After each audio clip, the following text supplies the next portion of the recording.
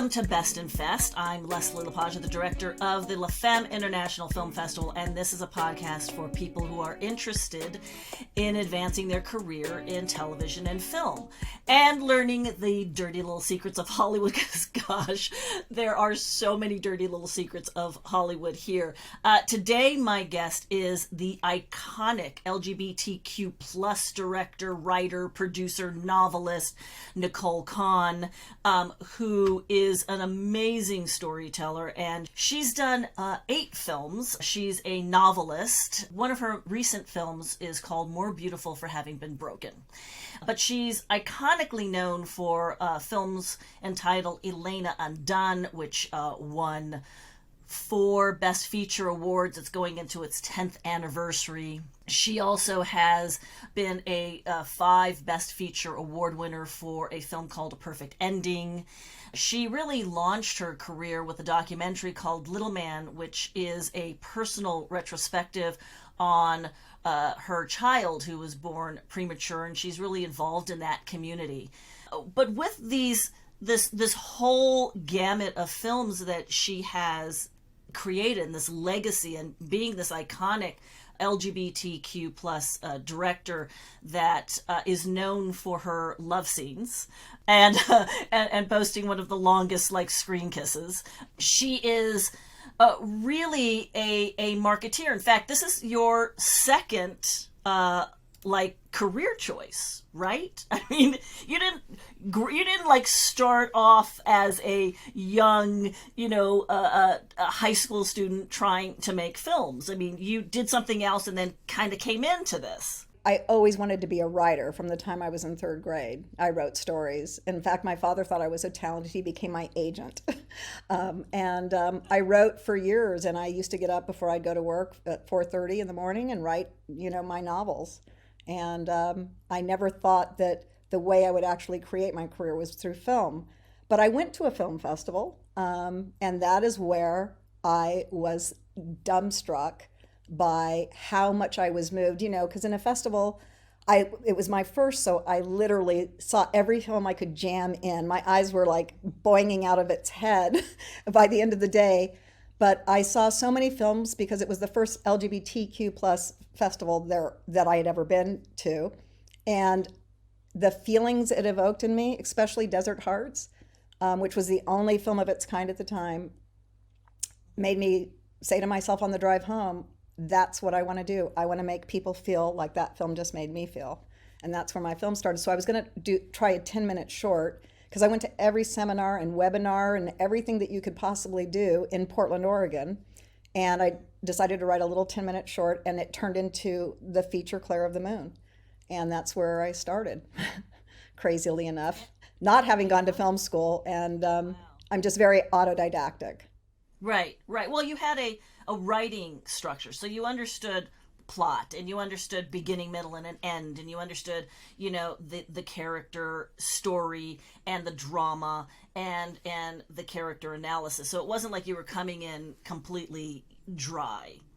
But when you created your first, Claire of the Moon, which, retrospectively, we look at that, and that's one of the most iconic LGBT, or the L's of the LGBTQ+. It is definitely a cult classic, and I'm very proud of its, standing in the world of lesbian cinema.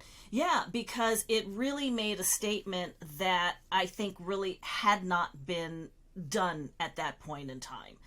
I think part of it was, we had Personal Best, which had a terrible ending, and then we had Liana, which was okay, but not really okay. And Desert Hearts was a period piece, so nothing was really met head on. And in Claire of the Moon, the thing that I wanted to do was have the discussion.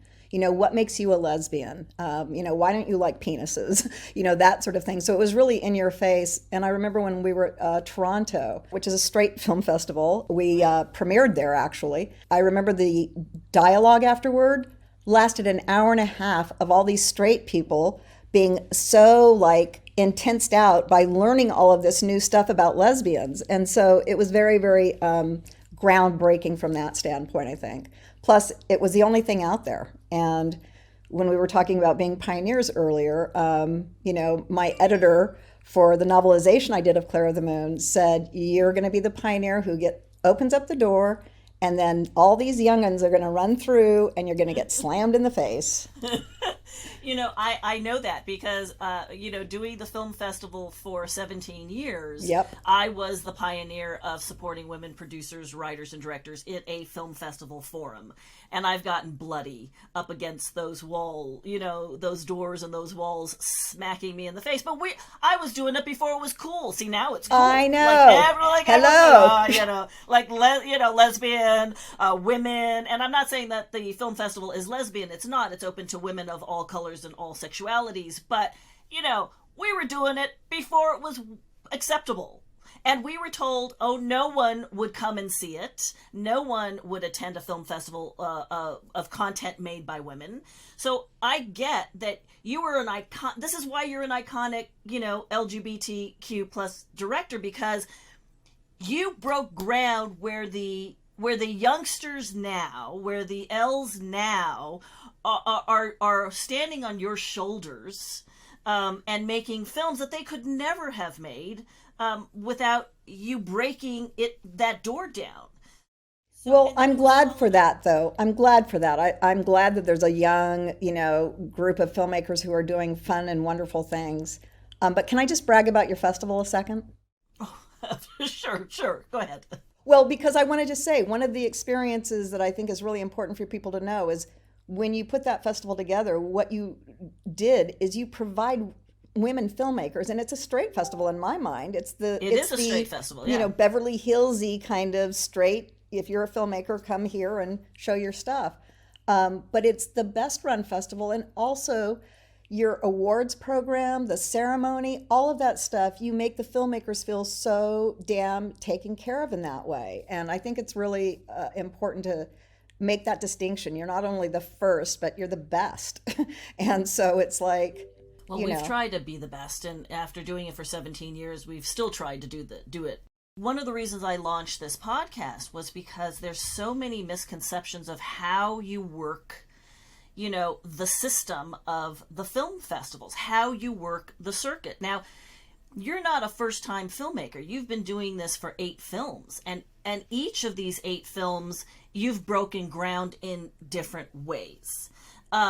And each one of these films, you've had to hustle in the film festival circuit so you can get a distribution gig, a distribution contract, and all of them have been distributed and successfully made money. So is it any easier working the festival circuit now than it was then, or what's your attack when you are working the festival circuit? I have to say, Claire of the Moon started my festival circuit, and I had the most amazing festival circuit that any filmmaker could have, because right. I was at Toronto, I was at the Boston, all straight film festivals, Boston, everywhere, Seattle, you name it, I was there. Mm-hmm. And so I had a very easy road in, got tons of publicity, had a great publicist on it. We got distribution with Fox Lorber, and they did a deal. This was another pioneering thing. They did a deal that they'd never done before. They allowed Naiad Press, which was a lesbian book publisher who hired me to do the novelization, to sell the video to her huge mailing list. So we were able to strike that deal where we bifurcated a deal, not unlike the deal you brokered for us with More Beautiful, which we can talk about later. But when I did Little Man, same thing. Huge festival, glory experience, won 12 Best Doc Awards, and major press, major everything. Elena Undone, the same thing, huge in all of the LGBT festivals, and A Perfect Ending, the same thing. But when I did More Beautiful, it has the LGBTQ festivals have been taken over by the studio fair. And so filmmakers, even people who sell out the Castro, like myself, cannot get good placings or anything else, because we just don't compare to Kate Winslet or, people who are playing lesbians who are A-list actresses. So our cinema is now going by the wayside. And we're trying to, at Nicole Conn Films Global, do something about that, because the festivals are not our friend at this point anymore. It's really hard. It's really sad. Yeah, so let's talk about that, because there's still a layering of the film festivals. You still have the big, the Big Ten, the top 10. Yeah. And then you've The got Sundances and the Torontos and the, yeah. Yeah. And those are the big boys. And, frankly, they get so many submissions, they could live just off the money from the submissions. But then you have, the lower B level, and then C's and then D's, etc.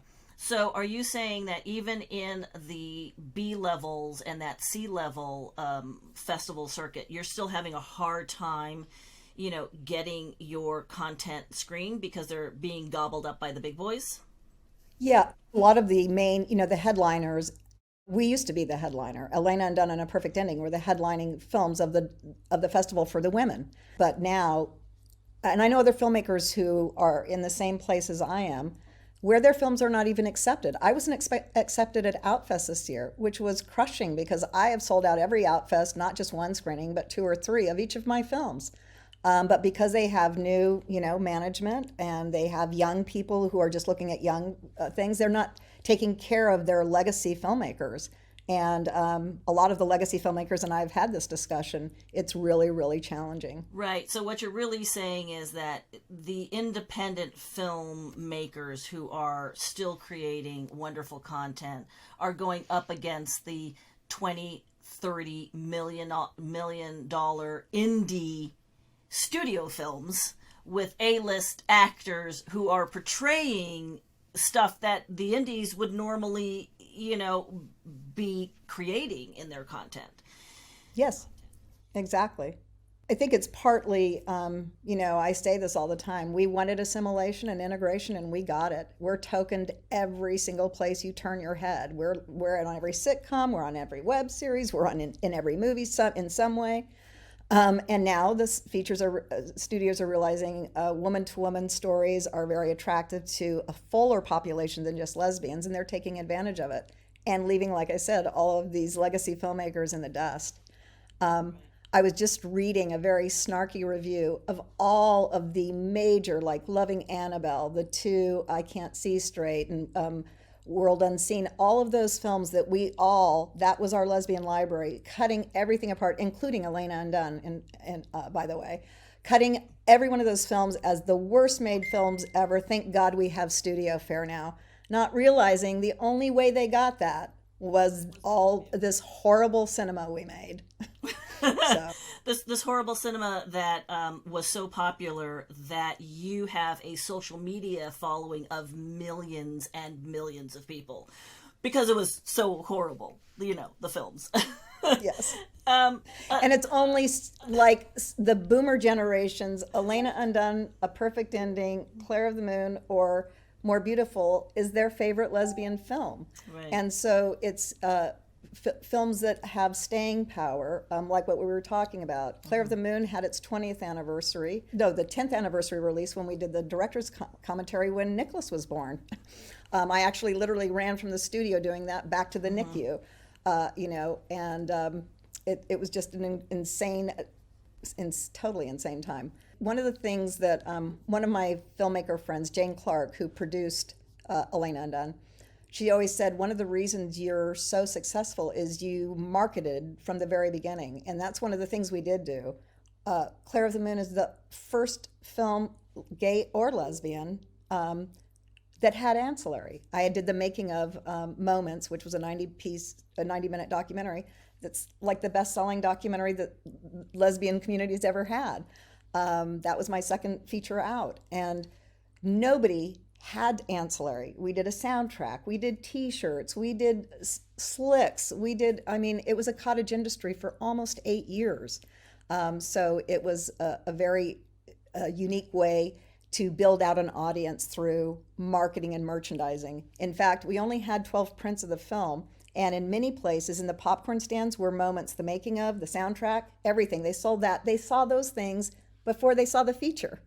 So it was a very interesting thing. And we ran for 18 months theatrically with those 12 prints. Wow. Wow.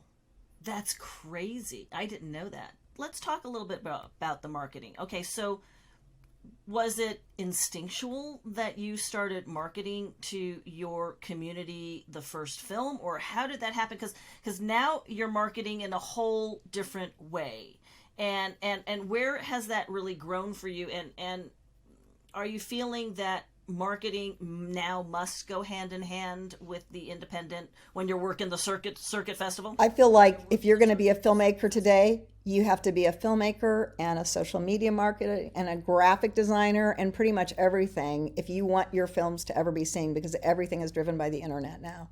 You know, social media had just barely started when we did Elena Undone in 2010, and I realized immediately, I don't know why, maybe it was just a God moment, but I realized the way we sell this film is with that longest kiss on social media.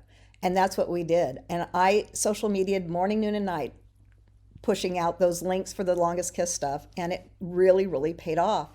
I mean, our Elena Undone page has 56,000 on Facebook, 56,000 members who remain active because they're huge fans of the film.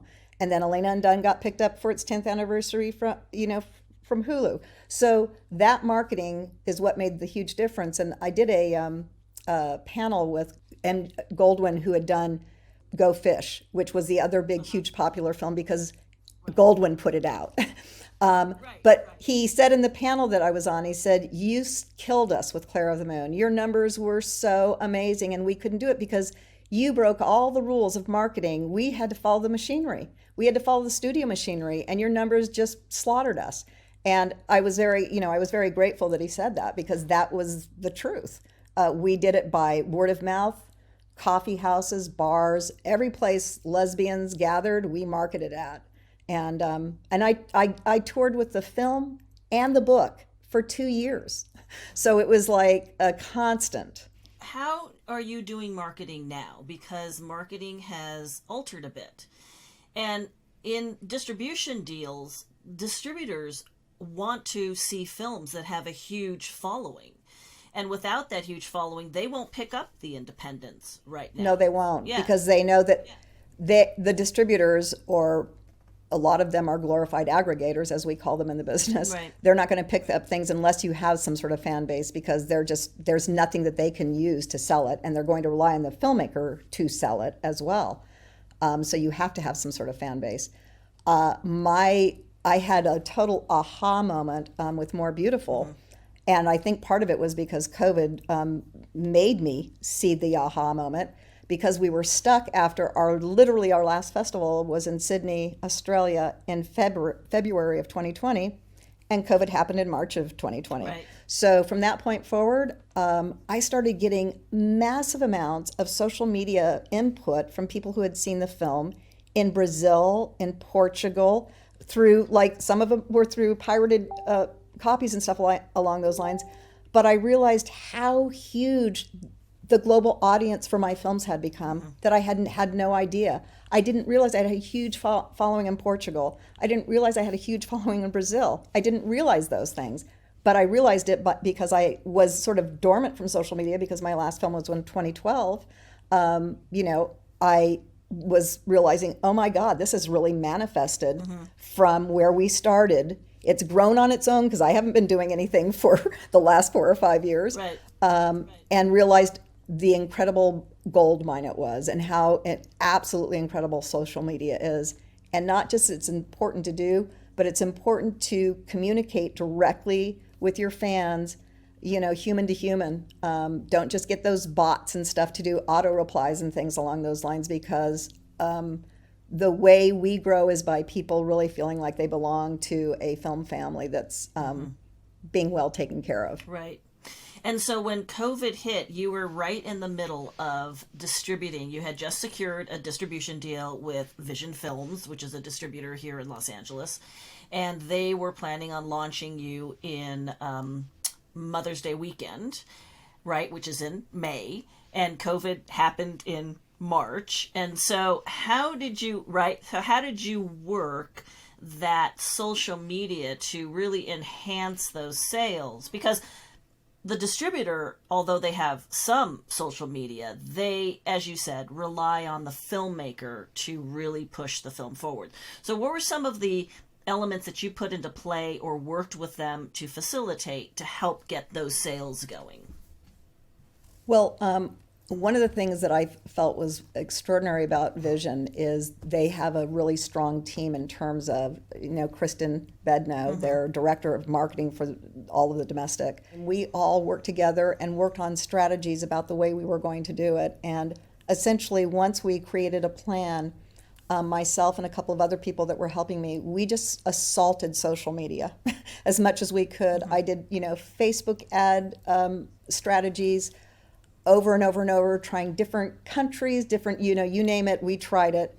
And a bunch of Instagram campaigns, all kinds of things that would help move the movie in any place that it was opening. We released the DVD first, which was wonderful because it gave a 1-month window for people who purchased DVD or couldn't wait for the VOD, which really, really gave us really strong sales. And then we did the VOD, as you said, on Mother's Day, and did a wonderful international premiere where we could bring everybody in with the CYAlive.com platform, and created sort of innovative ways to try to get the message out about the film. In addition, one of the things that we decided to launch and begin, because of my experience on the festival circuit and seeing the writing on the wall, I realized, okay, now it's time to create a sort of little mini studio because we're going to have to support ourselves. And so we created Nicole Conn Films Global, and there's a member of 4 incredible badass women and myself who are the core team. Leslie Lepage is one of them, and very, very honored and happy to have her be a member of the team. And between us all, we have incredible skill sets, and we realized, one of the things we always say in our community is we are stronger together, better together. And I'm a true believer of that. It's my mantra that we're all in this together. And at this point, like what we were talking before, we need to get our work out on as many platforms as possible because you need to be ubiquitous in this business at this point to survive. Well, what's interesting is you are an 8-time filmmaker. This is not your first go around the block. You're not 30. Let's say you're over the age of 30. Yes, I am. And quite a ways from 30. And you are still having to, really work as an independent to keep facilitating your products forward because you're still not getting that endorsement and that love by the major studios. Can we say that? Yeah. Yes. So, what's your point of view on that? If you had a chance to say something to, the major studios right now and they were tapping in, what would you say to these guys who have turned their face on, funding iconic directors like you that have a huge following? I think if they took a few moments to realize what I can do with a few $100,000 and make it look like it's a few $1 million, they would realize that they could make a lot of money using me. But the other thing that I sort of came to the realization is I spent 30 years scrapping to try to get it into the studio or television system. And I know from all the people and all my pals who have been able to do that successfully, their work is not their own. And the one thing that I've had is complete autonomy in all creative decisions. And I think that's one of the reasons my films don't feel diluted. They don't feel like they've been screen tested to death. So, that all the parts that offended one group or offended another group have been taken out. They're just really a story that is authentically from one voice. And I think that that's one of the things that they appreciate and that they expect from me now. And so I could never do that in the studio system. Right. So is that why you then decided, hey, listen, I'm going to form my own studio. I'm going to form this entity so that I can start funding on a more larger scale or a mini major scale content for my community? Like, where did that idea come from, that aha moment? It came from a couple of things, realizing, well, one of the things that we realized is sort of all the Kickstarter and Indiegogo things are so impossibly challenging and hard to do that it takes more time and effort and energy to do one of those than to actually make a film. So we realized that we had to create new ways of fundraising and everything else. We realized also that we would have to go to a subscription model of some sort to keep, the lights on a monthly basis. And so we created Nicole Conn Films Global as a subscription site where we try to take care of our film family. But we also created it to help and endorse other filmmakers who are lesbian and to try to give as much work as we can to women in the community. That's one of the things that we're trying to do. The men in our community have all the money and they have all the resources. We have to help each other. We have to be in this together.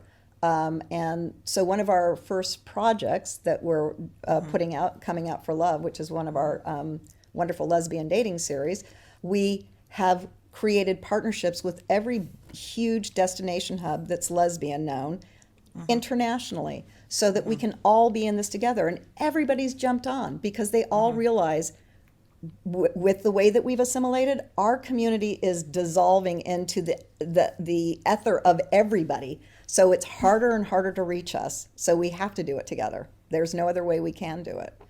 Right, that's my view anyway. Let's talk about different ways you've fundraised, if for some of the films and how successfully you've done that throughout your 8-film career. Well, Claire of the Moon was probably the very easiest funding I did because, first of all, I worked for a couple of construction guys who were my original investors because they loved my work. That I was straight dude construction, like dude guys. Oh, they were two construction businesses that had worked in the same thing, and I was their bookkeeper. That's awesome. An accounting college. That was what my degree was in. So I knew how to do numbers and budgeting and all of that stuff. But I went to them first, and because they loved me, they gave me my first monies. And then I went to my family, and then I went to all my friends. But when after we shot the film, we did a little, a 20-minute, sample scene, sample montage of all the beautiful scenery, and then we did house parties. And we would have people, we'd liquor up the women. And by the end of the night, women were writing checks for $10,000, $25,000. One woman brought in $25,000 of cash from her car. Oh my God. So I was able to raise, it was almost $400,000 at the film cost. It was 35 millimeter, in the old days, how real film was made. And that's one of the things I love about it, that I started on film and I'm now, doing Premiere Pro. It's just madness in my mind, those 30 years of different technology that we've gone through. Basically, I think just try every single thing that you can to make anything that you're working with work. Do you know what I'm saying? Now, you've done crowdfunding, right? You've actually done the more formal Can you talk a little bit about how that went for you, which film that tied in? Yeah, we tried Kickstarter first, and we did Kickstarter with Elena Undone, but we also had personal funds that we used. Right. Stupid, always use OPM, but we used our funds. To make Elena Undone. With A Perfect Ending, we immediately we raised $50,000, which was our original shooting budget for A Perfect Ending. Wow. All told, the film we did for $185,000, which is insanity for that film. It looks so good. Right. With A Perfect Ending, because we only raised the $50,000 on Indiegogo, and the reason we went to Indiegogo is because whatever you raise, you keep, as opposed to and then we did what we call cash for credits. People who wanted to, buy credits in the film because they wanted to be a producer or an executive producer, or they would purchase points in the films, things along those lines. And that's basically how we raised funds for the films from there on. So what we did with Nicole Conn Films Global is we made a hybrid version of all of those things. There's simple donation, there's cash for credits, there's memberships where you get different perks for the different membership levels. One of the most popular is the platinum level, and even though it's $49.99 a month, everybody gets to see every rough cut I do. So everybody who's in that membership level learns about editing and all of those sorts of things. The gold membership is devoted to people who are excited about casting and will help go vote on the contestants who will be submitting for Coming Out for Love. We'll help vote on actresses they like for leads in our features and things along those lines. So it's more than just a membership where you might see films. We do have 150 films that are also free to our members that are all lesbian through our UK partner, Lesflix. And we're trying to, basically create a number of different revenue streams to help fund our projects. But we're also trying to employ as many lesbian writers, film crew people as we can in the midst of all of that. Mm-hmm. And we're also fostering other filmmakers that we're really excited about, like Kate Johnson from Canada. We love her work. Mm-hmm. People along those lines. So it's sort of a, film family funding destination, sort of a place where a lot of things are happening that are really fun. And you met Kate at a film festival, correct? Didn't you meet? Yeah, I did. Which film festival did you meet her? Because this is, really enhancing the next question, which is, okay, if you met her there and now you're having a working relationship with her, how do you approach when you create a film, which festivals, how you're going to work the festival? So if you can answer those two. Well, because I've always pretty much had distribution, I've hadn't had to work the festivals in the same way other filmmakers have had mm-hmm. to. But I always try to work the festivals to meet other filmmakers who I might want to align with or do a co-production deal. There was a guy in Australia, one of his documentaries just touched my heart so much. And he and I chatted, and I gave him Little Man to watch, and he's the guy that we were talking about that was very excited and looking at Little Man sequels. So there's other filmmakers who you're going to have synchronicity with, and I think that's a real important thing. And also just validation, and you all kvetch about the process, which is also fun, and party and all of those sorts of things. Mm-hmm. But my experience with the festivals has been slightly different because I've been able to sort of book the the nights that have been heavily favored by females and always sold out. So I always more but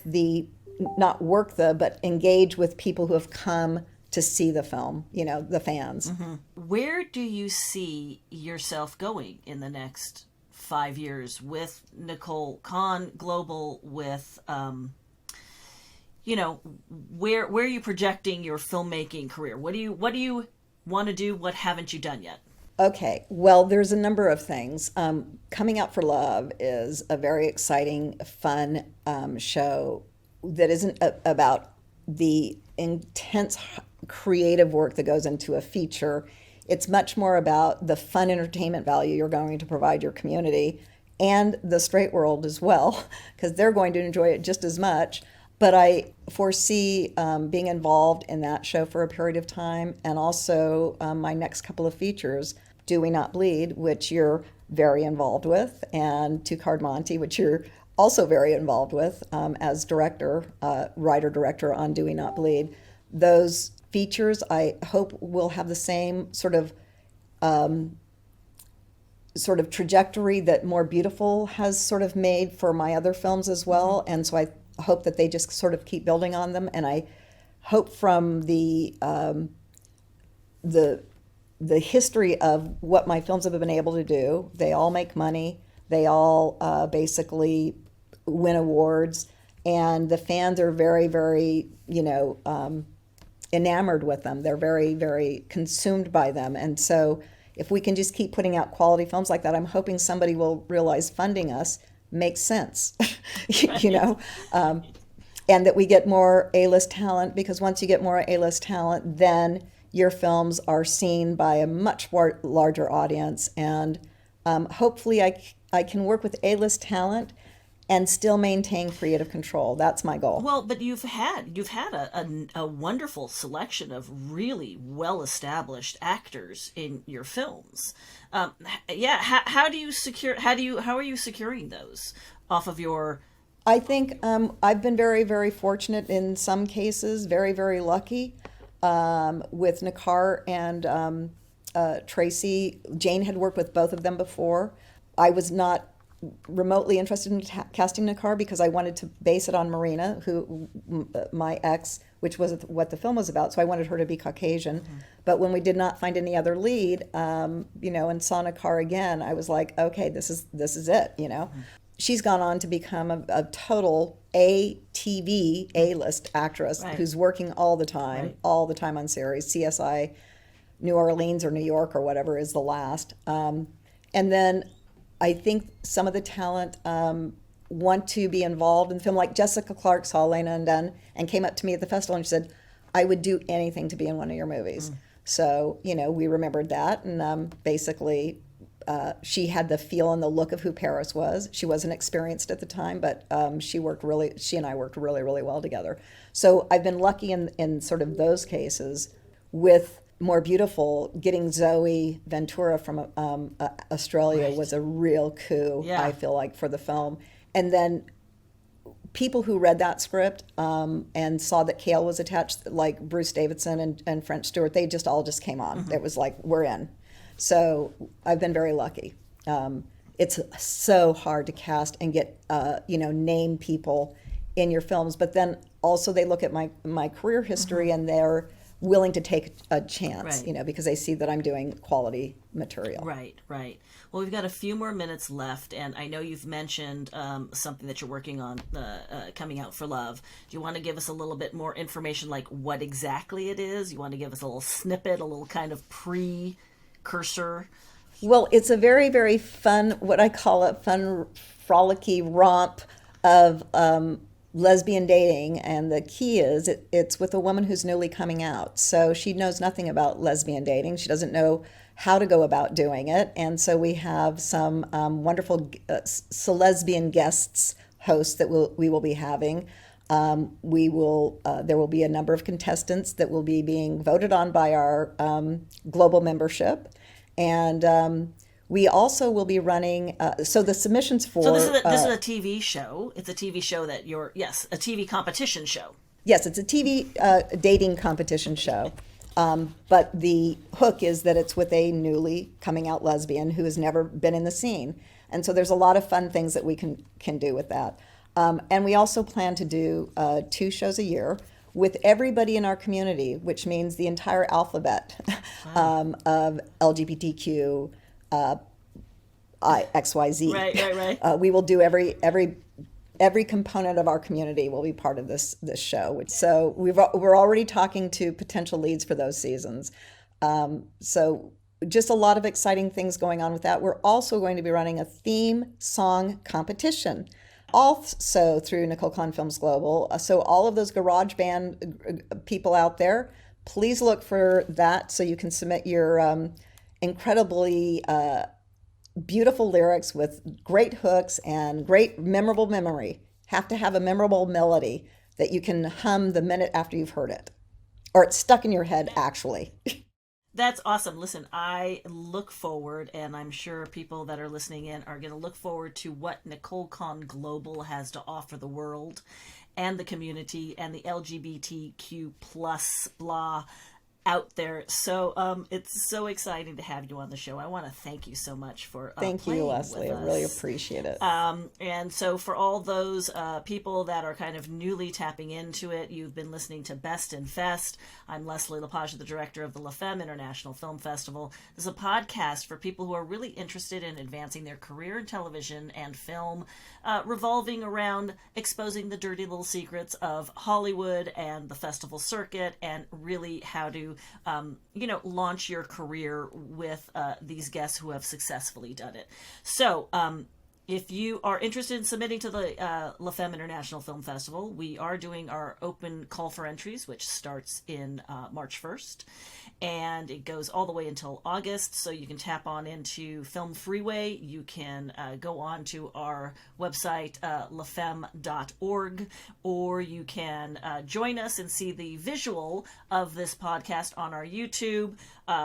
Like us on Twitter, like us on Instagram, give us a thumbs up, shout out to us. We're interested in hearing what you have to say. And if you have any ideas or guests that you'd like to promote for this show, please do so and contact us on Instagram. We'd love to hear you. Nicole, I want to give a big shout out to you. Big hugs and kisses. Thank you for being on the show. Ladies and gentlemen, that was an amazing Nicole Conn, an iconic writer, director, and producer of LGBT plus content. And thank you so much, Nicole. Thank you, Leslie. I love you, hon. You're the best. Okay, bye.